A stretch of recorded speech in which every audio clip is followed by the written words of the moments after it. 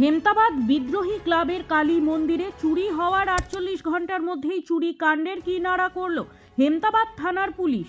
বুধবার রাতে রায়গঞ্জের কর্ণজোড়া থেকে গ্রেপ্তার করা হয় দুই দুষ্কৃতীকে।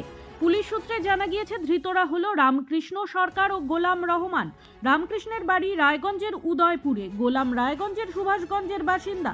বৃহস্পতিবার তাদের রায়গঞ্জ জেলা আদালতে পেশ করে পুলিশ। ৩ দিনের পুলিশি হেফাজতের নির্দেশ দিয়েছেন বিচারক। প্রসঙ্গত, সোমবার রাতে হেমতাবাদ থানার বিদ্রোহী কালী মন্দিরে দুঃসাহসিক চুরির ঘটনা ঘটেছিল। মন্দির থেকে দেবী মায়ের রূপোর মুকুট, খড়গ, কোমরের বিছে, পায়ের নুপুর সহ লক্ষাধিক টাকার গহনা চুরি হয়। ঘটনার তদন্তে নেমে ওই এলাকায় লাগানো সিসিটিভি ফুটেজ খতিয়ে দেখে অভিযুক্তদের শনাক্ত করে পুলিশ।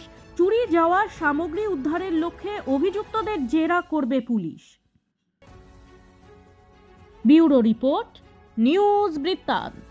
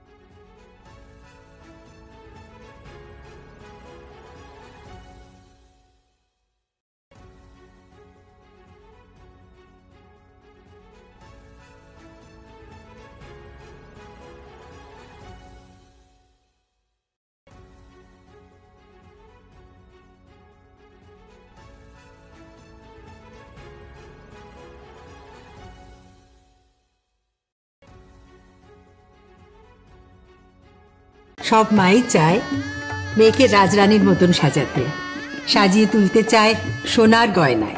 ওরিয়েন্ট জুয়েলার্স, সোনা যা সর্বক্ষণের।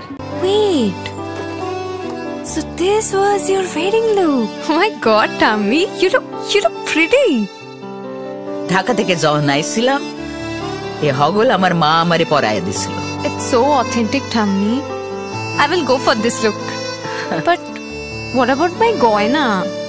সাদা রঙের রুমালটিতে গোলাপি রঙের কাজ, সব মিলিয়ে দারুণ হবে নতুন কনের সাজ। আমার গয়না আমার শ্রী ঢাকা জুয়েলার্স, আভিজাত্যের গয়না। ছোট ছোট অনুভূতি, স্মৃতিগুলো থেকে যায় সব সময় আদরে। কুকু কুকু, কিরে হলো? আসছি। লকডাউন সময় তো হয়ে এলো। কিছু স্মৃতির ভাজেই তোলা থাকে শুভারম্ভে প্রাপ্তি। 50 বছরের অভিজ্ঞতায় আগ্নেশ্বর জুয়েলার্স, নিখুঁত গয়নার কারিগরি। Agneshwar jewellers, NS road, Raiganj.